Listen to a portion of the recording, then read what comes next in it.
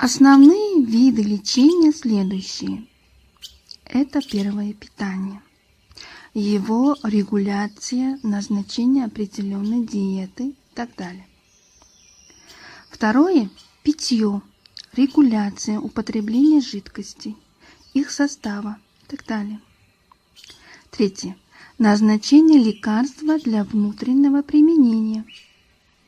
Четвертое – назначение кровопускания, хиджамы, путем надрезов в различных местах тела.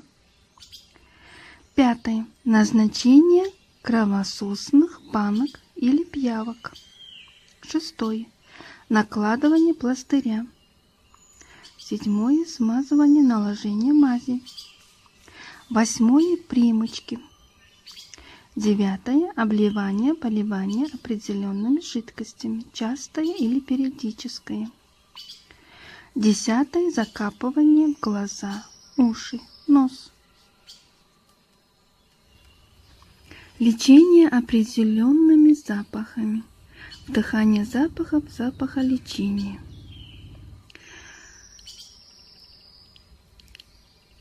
Лечение паром определенных жидкостей, которые подаются на все тело или какую-либо его часть. Накладывание различного рода согревающих средств, например, песок, соль.